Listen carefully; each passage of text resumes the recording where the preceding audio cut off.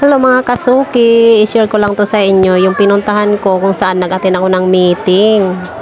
Malapit na kasi ang graduation namin sa Pantawid, kaya kailangan bago mag-graduation ay mimitingin muna kami para kung mayroong mga tanong ay pwedeng itanong doon, kung ano pang mga gustong malaman, pwede rin itanong doon.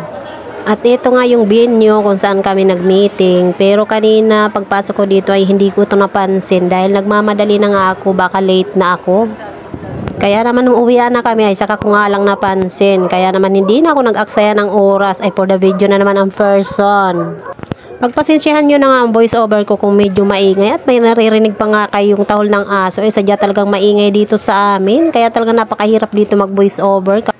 Madalas kasi doon ako nagbo-voice over sa loob ng CR namin. Kaya lang nagkataon ngayon na mayroong tao sa loob ng CR kaya hindi ako makapag-voice over doon. Hindi naman nagtagal yung aming meeting, halos 2 oras lang. At ayan, pag uwi nga namin ay for the video ang person. Ayan, habang naglalakad, for the video pa rin. Wala nang pakialam sa mga kasama, basta makapag-video lang. At akala ko nga ay dire-diretso na nga ako dyan sa paglalakad ko. Pero pagdating ko dito nga ay napalingon na naman ako dito sa kabila ko. At ayan, for the video na naman. At tingnan nyo naman ay Christmas na talaga. At dito nga sa kabila ay napansin ko ito si kuya. Akala ko nga ay swimming pool yung ginagawa. Ito yata yung fountain. At ayan, habang naglalakad-lakad, pauwi na ako niyan. Hindi ko na nga inikot-ikot yung camera ko dahil medyo nahiya na nga ako dun sa mga kasunuran ko. Napag-isip-isip ko nga na bakit ako mahihiya, ay vlogger nga ako. Sabi nga nila, pag vlogger ka, dapat makapal ang mukha mo, Charis. Kaya naman ayan, kinapalan ko na talaga yung pagmumukha ko. Tumatawa pa nga yan mag-isa kahit wala namang kasama. Ang lalayo naman ng mga kasunuran niya. At ayan, umista pa talaga ang person. O, tignan nyo, tatawa pa yan. O, diba? Iniisip ko na nga lang na kunwari wala akong nakikitang tao, did mabaga para mawala lang yung hiya. Yung iba naman kasi nakatingin pa talaga sa akin. Abay, wala akong pakialam sa inyo. Chares. Nakita ko nga yung katabi ko kanina sa upuan pero hindi ko nga pinansin. Basta makapag-video lang ako ay wala na akong pake. Napag-usapan nga namin kanina sa meeting kung ano daw ang susuotin sa graduation. Abay, yung iba nagsasuggest pa magpipilipinyana daw. Abay, sabi ko nga hindi namin afford yun. Buti na nga lang at merong sumagot. Pwede naman daw yung nakadress lang at nakasandals. Ay, buti naman, sabi ko nga ay baka pumunta ako doon nakachinelas lang.